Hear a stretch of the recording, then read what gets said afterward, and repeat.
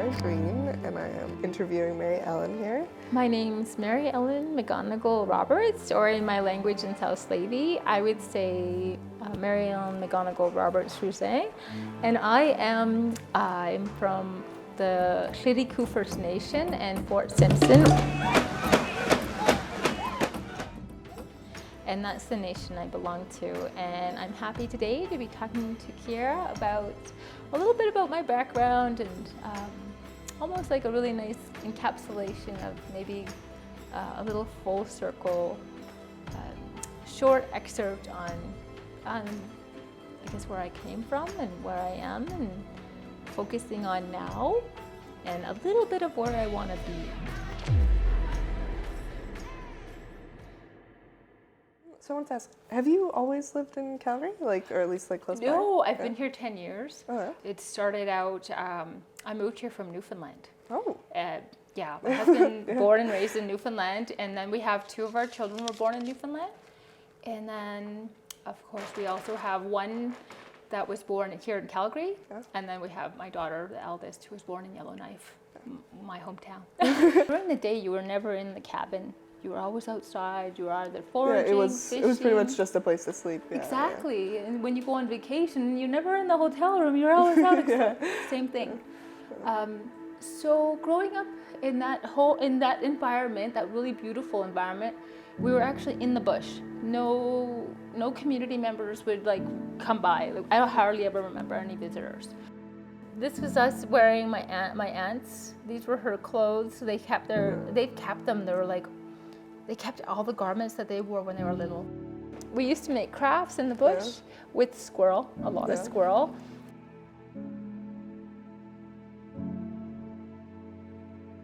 We were on the other side of the river, the Liard River, which is a really big river that you could never swim in. Because once you go in, you'll never come out. It's really strong, yeah. It's so strong.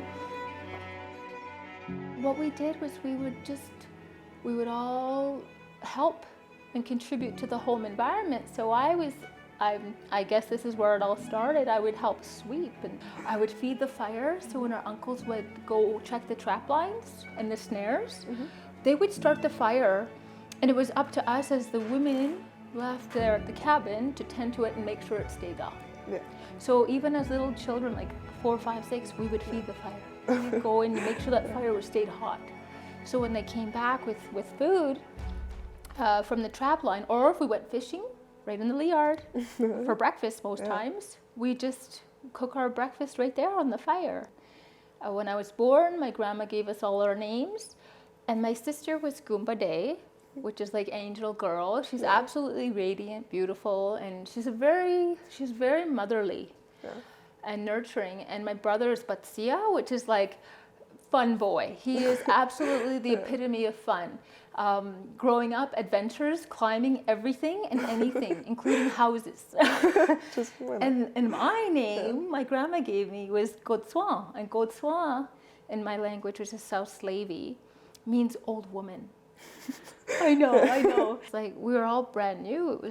It was in the first, I guess it was the first time she held us that we were given our names, from what I've gathered from the stories. We would go into town, and when we went into town, I was always cleaning houses. I was always tidying.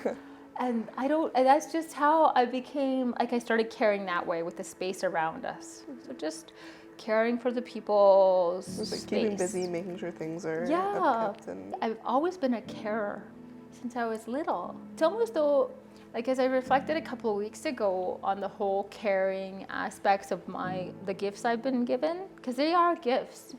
I was born with these are little gifts that I've just been able to express over the years, and they've evolved. When we were with my family in the bush, it was just love. There was never any abuse. It was beautiful.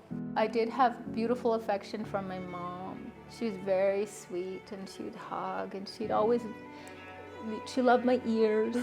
And I remember, she'd always call me my little nickname, and she'd just nuzzle my ears. And there's nothing like a mom's love. I know for me, there's nothing quite like it.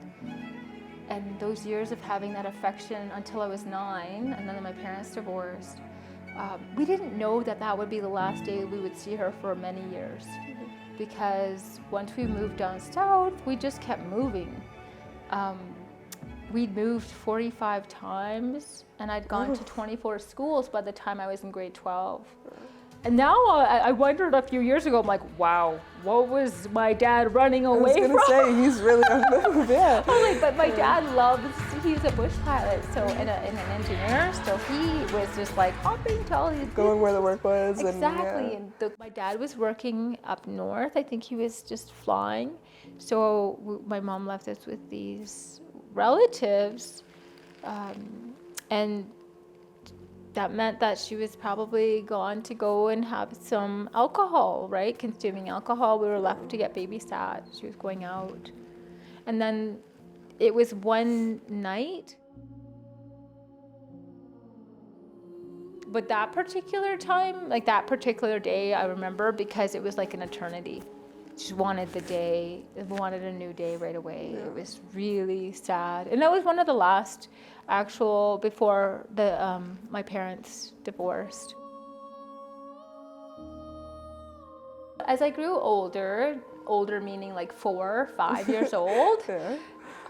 That's when I saw the impact of alcoholism and how that alcoholism really, really caused environments to become in disarray.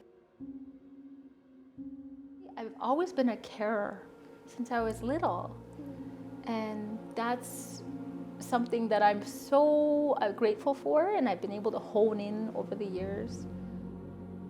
But a lot of it originated from home, like growing up in a home where there was a lot of physical abuse, there was a lot of sexual abuse, there was a lot of mental abuse, emotional. There was not just with me, with my siblings, you know, we all went through our own journeys. When we were with my family in the bush, it was just love. There was never any abuse. It was beautiful. It was safe, and it was amazing. It's when we went into town where the alcohol was accessible, where strangers would come visit. That's when I saw the impact of alcoholism.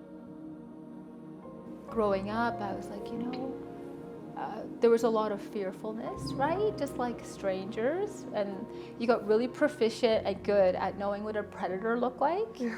The look of a predator, like not an animal, I'm talking about a human predator. That happened a lot, and that was really sad. I never understood.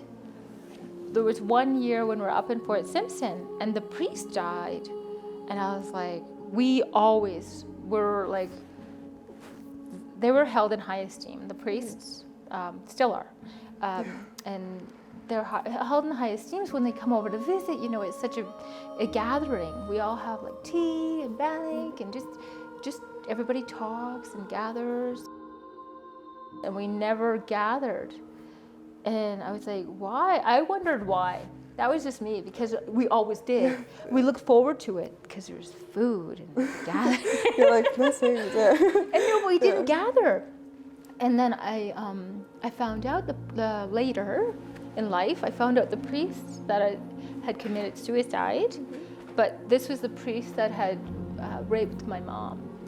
And we did not go to that service for that reason, and that's why, because I was like, I didn't know that, and then I'm like, okay, I know why my mom didn't want to go. The motive is there. Yeah, it was there, and that was well, that was how I discovered that story, her story of like that trauma and the impact of that trauma, and what she had experienced in the school she was in, because apparently it was quite often that the abuse happened.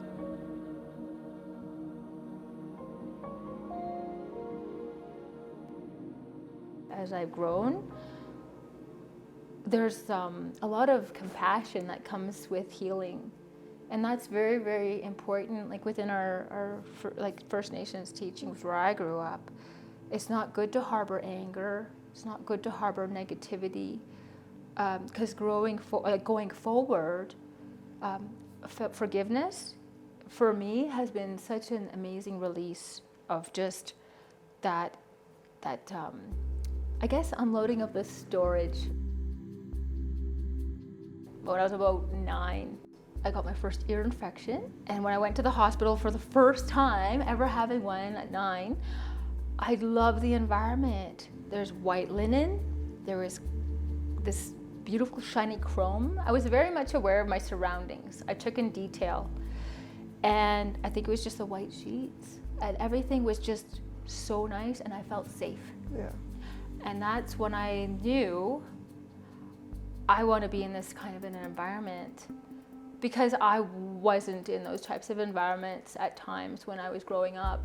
Very, very, very unsafe at times. Yeah. So I guess, to know that they're there and they're safe and Yeah. the structure and the cleanliness. Yeah, and it was just amazing that I was like, oh, everything's so crisp and everything lines up. Was it when it's what you were striving And I for was at home? always You're like, doing it's here. that Yeah. anyway. So I was like, Yeah. I love cleaning, and I was like, wow, this is like amazing. And I'd never seen a space like that in my life. So I just knew somebody got a boo-boo because there was broken glass, because sometimes there's fights and they would walk on broken glass. I would want to take care of the wound. To deal with it and make sure it was. I was never afraid to, Yeah. there's blood. Oh, it's like a magnet. Like, I'll deal with it. I yeah. was like, I was never scared of it, but I didn't know my calling. Yeah. Until when I turned 18, I joined the military.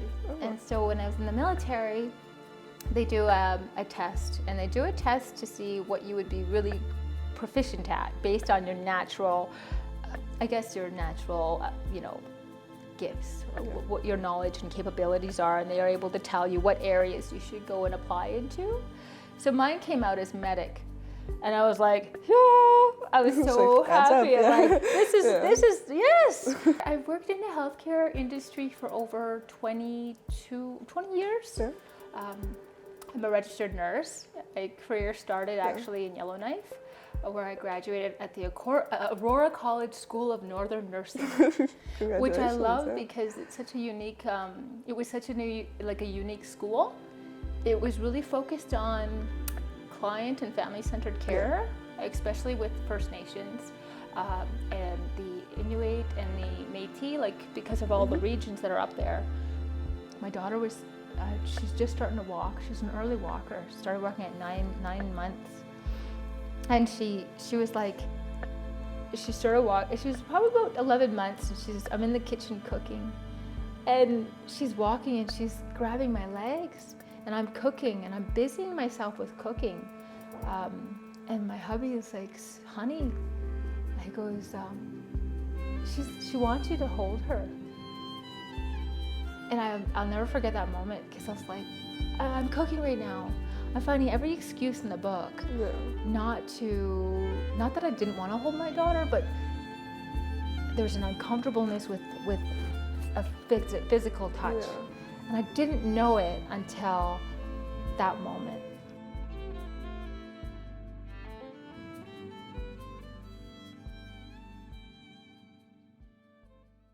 Sometimes with trauma and people are different in their healing journeys, and I know that I'm in a place where it's taken about 4 or 5 years for me to get where I am now.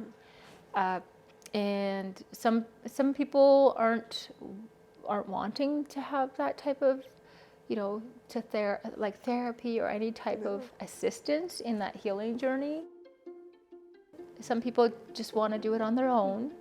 And that's to be I'm going to respect where they are. Because, when you're healing yourself, it's, you didn't want to heal other people, but you have to learn how to, care is about caring for oneself and caring about the people around you. It was eye-opening and especially when doing nursing. They have a phenomenal nursing with Aboriginal peoples course.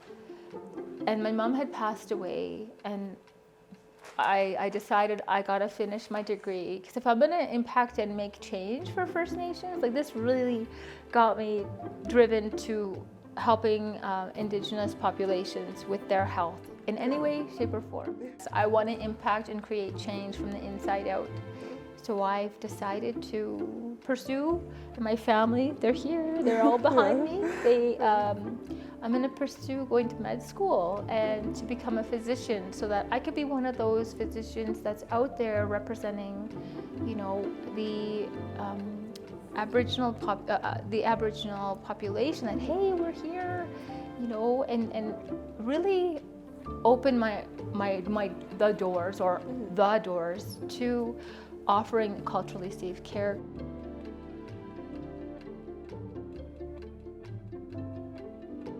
You could hear me?